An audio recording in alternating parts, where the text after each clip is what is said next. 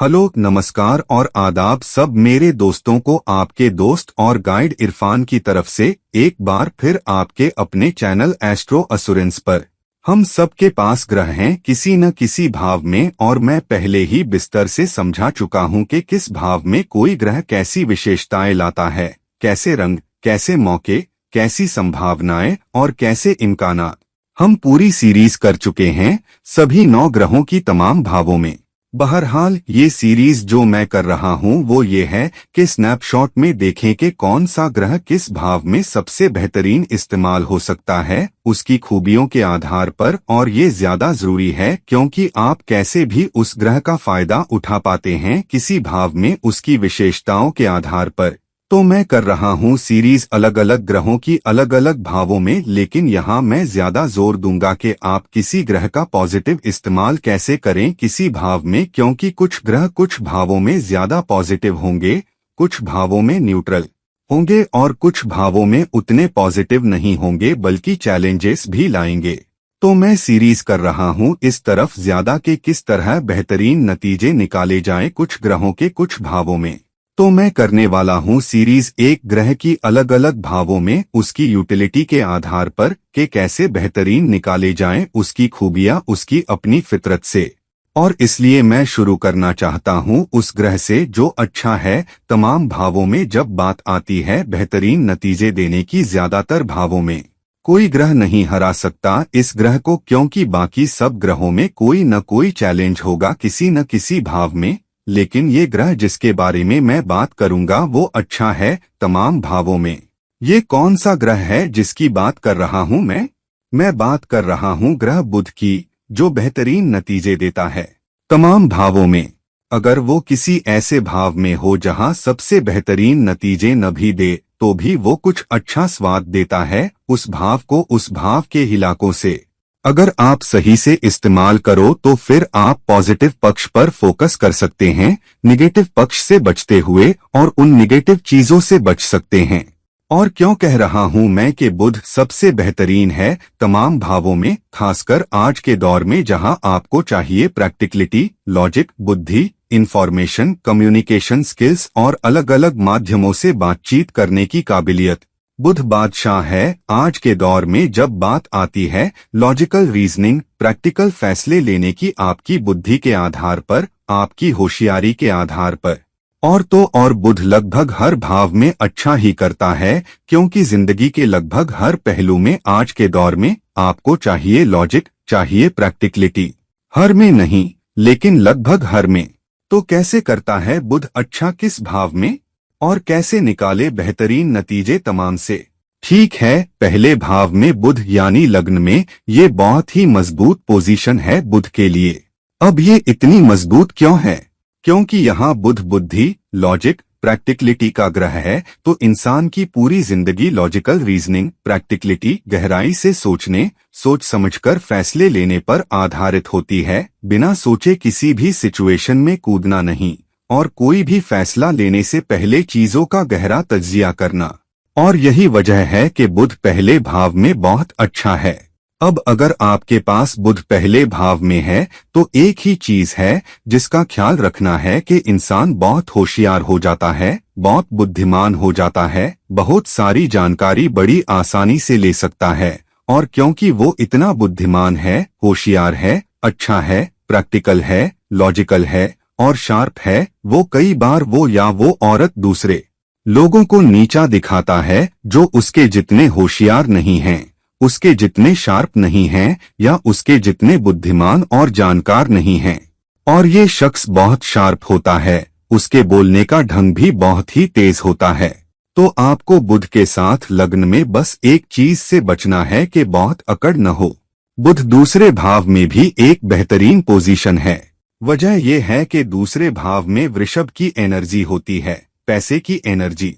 आपकी रोजी दूसरे भाव से जुड़ी है, आपकी कमाई दूसरे भाव से जुड़ी है, आपकी बचत दूसरे भाव से जुड़ी है।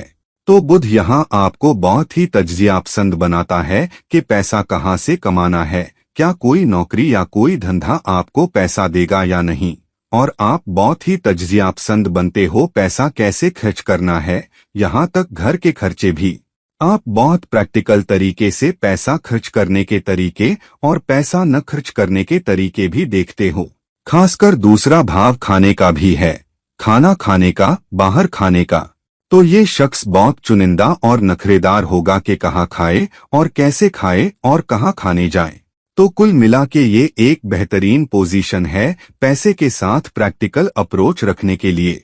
अब बुध तीसरे भाव में भी बहुत अच्छा है प्रैक्टिकलिटी और लॉजिक के नजरिए से, क्योंकि इसके पास मिथुन राशि की नेचुरल एनर्जी है जिसका मालिक बुध है।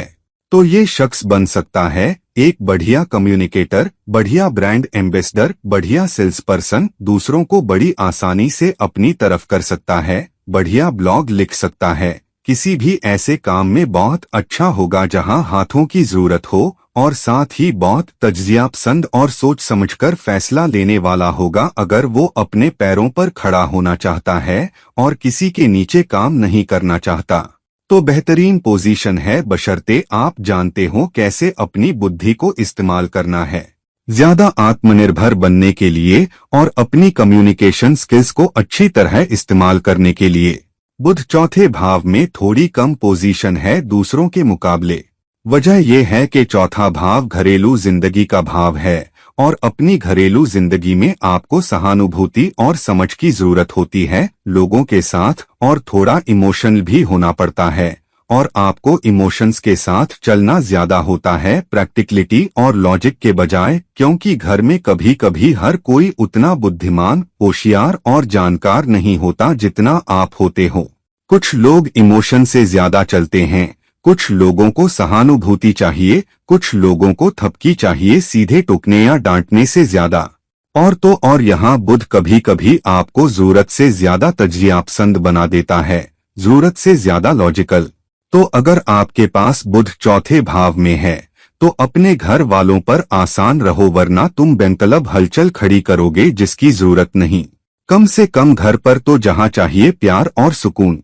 बुध पांचवें भाव में बेहतरीन पोजीशन है क्योंकि बुध सट्टेबाजी वाले इन्वेस्टमेंट्स से जुड़ता है, सट्टेबाजी की प्रवृत्तियों से, सट्टेबाजी वाले एक्शंस से, चॉइस बनाने से। तो बुध देता है शख्स को बुद्धि, सही काबिलियत इस्तेमाल करने की, बौद्धिक काबिलियत को फैसले लेने के लिए। तो ये शख्स बहुत अच्छा हो सकता है सट्टेबाजी वाले इन्वेस्टमेंट्स में, लंबे वक्त के इन्वेस्टमेंट्स में। बहुत अच्छा हो सकता है शेयर बाजार में भी या क्रिप्टो करेंसी में जैसा कि मशहूर है।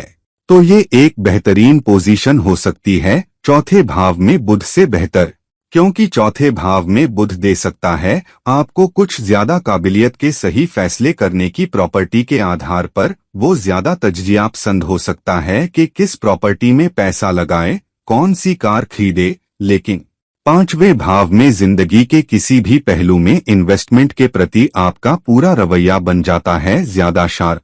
ये एक बहुत अच्छी पोजीशन है किसी अभिनेता, नाचने वाले, गाने वाले, डांसर के लिए, क्योंकि ये पांचवा भाव कलाओं का है और फिर भी शख्स सोच समझकर अपने हुनर को और तेज कर सकता है। चंद्रमा और शुक्र आपको बहुत क्रिएटिव बना सकते हैं पांचवें भाव में, लेकिन बुध देगा आपको वो बौद्धिक काबिलियत के अपने हुनर को और निखार सको, उसे शार्पनेस दे सको अपनी परफॉर्मेंस में। बुध छठे भाव में अपनी ही एनर्जी लेकर आता है, तो फिर से बेहतरीन पोजीशन क्योंकि सेवा भावना देता है बुध यहाँ पर। कोई डॉक्टर बन सकता है, कोई कस्टमर सर्विस में जा सकता है, कोई उन सेवाओं में जा सकता है जहां लॉजिक, रीजनिंग और सर्विस ओरिएंटेडनेस चाहिए। बुध फिर से सातवें भाव में थोड़ा चौथे भाव जैसा है, क्योंकि यहाँ फिर से सातवें भाव में वैवाहिक रिश्तों में आप बहुत ज्यादा लॉजिकल नहीं हो सकते, बहुत ज्यादा तर्क देने वाले नहीं हो सकते अपने जीवन साथी के साथ। बहुत ज्यादा लॉजिकल और रीजनिंग करने की कोशिश करो अपने जीवन साथी के साथ और देखो क्या होता है। यहाँ जरूरत है सहानुभूति की, कम शार्पनेस की, जरूरत है प्यार की, लाड़ प्यार की, कुछ अहंकार बढ़ाने की भी जरूरत है पार्टनरशिप को बनाए रखने के लिए। बेशक ये बिजनेस एबिलिटी के लिए बढ़िया है, क्योंकि अपनी साझेदारी में बुध देगा आपको वो शार्पनेस की बिजनेस बहुत अच्छी तरह करो, पार्टनरशिप बहुत अच्छी तरह करो। बुध आठवें भाव में इतनी अच्छी पोजीशन नहीं है, हालांकि ये देता है आपको वो शार्पनेस के उन चुनौतियों पर पार पा सको जो अचानक से जिंदगी में आती हैं। बहरहाल ये थोड़ा मुश्किल भी हो सकता है यहाँ, खासकर इसलिए क्योंकि ज्यादातर वक्त बुध के साथ सूर्य भी रहता है और सूर्य का 8वें भाव में होना निश्चित ही एक चैलेंजिंग बात है। बुध 9वें भाव में दे सकता है आपको बहुत बौद्धिक काबिलियत, अलग अलग तरह की ज्ञान वाले सब्जेक्ट्स सीखने के लिए, ऊंची डिग्रियां हासिल करने के लिए, बहुत ऊंची शिक्षा पाने के लिए, न सिर्फ मास्टर्स बल्कि पीएचडी भी कर सकते हो, और बना सकता है आपको कोई गहरी रिसर्च करने वाला इंसान, और साथ ही कोई टीचर, कोई गुरु, कोई अपने आप में माहिर शख्स दे सकता है आपको वो शार्पनेस लोगों के साथ सीमाओं के पार डील करने की। लेकिन यहाँ कभी कभी ये आपको ज्यादा तज्जियापसंद बना देता है धार्मिक प्रथाओं के बारे में और थोड़ा कम सहनशील दूसरे लोगों के धार्मिक विश्वासों के प्रति, तो आपको थोड़ा सावधान रहना है बुध के साथ 9वें भाव में। जब तक ये जुड़ा है शिक्षा के साथ, शिक्षा से जुड़े फैसलों के साथ और सही चुनाव करने के साथ के जिंदगी को किस दिशा में ले जाना है, बुध 9वें भाव में अच्छा है। बुध 10वें भाव में फिर से बहुत अच्छी पोजीशन है क्योंकि बुध 10वें भाव में देगा आपको वो काबिलियत के ऑफिस की राजनीति को संभाल सको, अच्छी तरह संभाल सको कि आपके बॉस को क्या चाहिए, कंपनी को क्या चाहिए, और सही फैसले कर पाओ सही करियर मूव्स करने के लिए, जिसमें ये भी कि कहाँ अपनी लीडरशिप दिखानी है और कहाँ नहीं दिखानी, किससे बात करनी है, किससे क्या करना है, किससे बचना है, कैसे अच्छी इंट्रा डिपार्टमेंटल पर्सनल और इंटरपर्सनल स्किल्स रखनी है, और वगैरह वगैरह। बुध 11वें भाव में दे सकता है आपको बहुत अच्छी दूरदर्शिता समाज की चुनौतियों को देखने के लिए, समाज के मामलों को देखने के लिए, और देता है आपको वो शार्पनेस और लॉजिक के समाज के स्तर पर किससे जुड़ना है और किससे नहीं जुड़ना है। तो आप बहुत चुनिंदा भी होंगे कि कौन सा दोस्त आपके करीब आएगा, किसको दूर रखना है और किससे पूरी तरह बचना है। ये देगा आपको वो लॉजिक और शार्पनेस भी कि कैसे बनना है, समाज में कैसे बर्ताव करना है ताकि आपके साथ धोखा न हो। आप उन सामाजिक चुनौतियों से दबकर न रह जाओ जो हम पर हर वक्त झोंकी जाती रहती हैं। 12वां भाव थोड़ी मुश्किल पोजीशन है क्योंकि बुध मीन राशि में नीच का हो जाता है।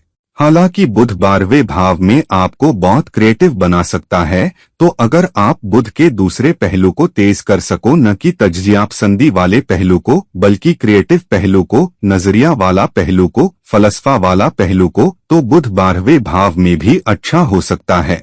हालांकि बुध तमाम 12 भावों में बहुत अच्छा हो सकता है, सिवाय चौथे भाव, 7वें भाव, 12वां भाव थोड़ा मुश्किल हो सकता है उस शख्स के लिए जिसका बुध इन भावों में हो।